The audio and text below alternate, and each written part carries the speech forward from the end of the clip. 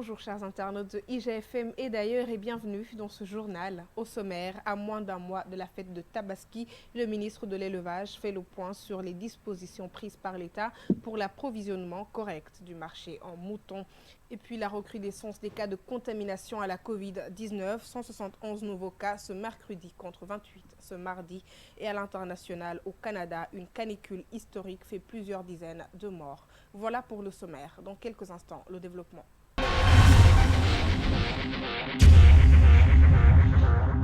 La Tabaski, c'est dans à peu près 20 jours. Le ministre de l'Élevage et des Productions Animales, Ali Saleh Diop, fait le point sur l'approvisionnement du marché en moutons. Actuellement, sur un besoin de 800 000 têtes, 342 277 moutons sont disponibles sur le marché national, soit 16 318 moutons de plus que l'année dernière. Le ministre Diop précise que cette situation est dynamique. C'est à 10 jours de la fête que tout va se jouer.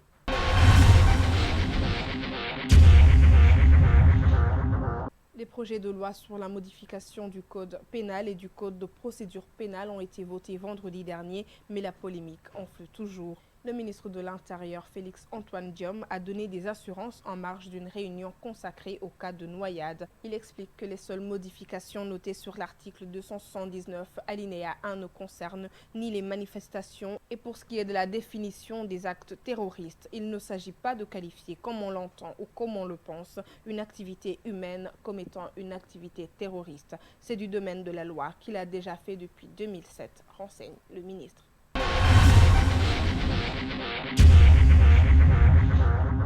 Une évolution en dents de scie, c'est ainsi que l'on peut qualifier les chiffres de la Covid-19 au Sénégal. Après une baisse notée hier, ce mercredi 30 juin 2021, le Sénégal a enregistré 171 nouveaux cas de contamination, dont 107 issus de la transmission communautaire et 64 cas contacts. Aucun décès n'a été enregistré ce mardi. 75 patients sont testés négatifs et déclarés guéris. 11 cas graves sont pris en charge en réanimation. À ce jour, le Sénégal a enregistré 43 128 cas positifs à la Covid-19, dont 41 429 guéris et 1166 décès. 532 personnes sont encore sous traitement.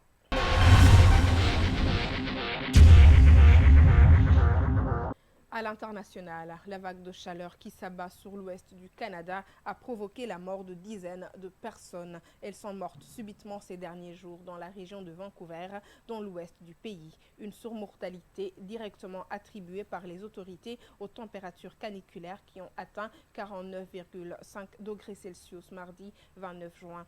Un record absolu pour le Canada qui n'avait plus connu de température aussi élevée depuis 1937.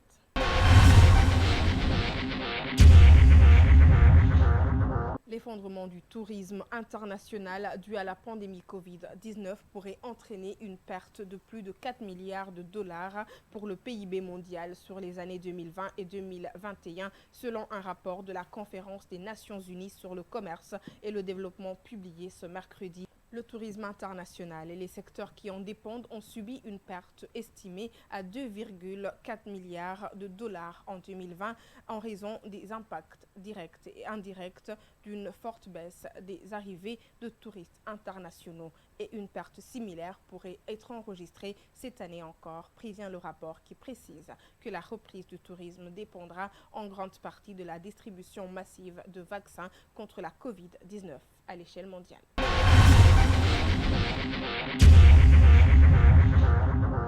Et pour clore, en sport, avec des huitièmes de finale particulièrement chauds marqués évidemment par l'élimination de la France, mais aussi du tenant du titre, le Portugal, place dans quelques jours au quart de finale de la compétition. Le tableau complet est connu. Les matchs seront disputés le vendredi 2 et samedi 3 juillet. Le vendredi, l'Espagne jouera contre la Suisse à 16h à Saint-Pétersbourg et l'Italie contre la Belgique à 19h à Munich.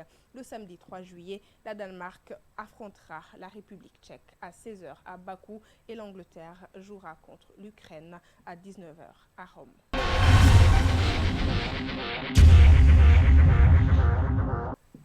Merci chers internautes d'avoir suivi ce journal. On se retrouve demain sur www.igfm.sn.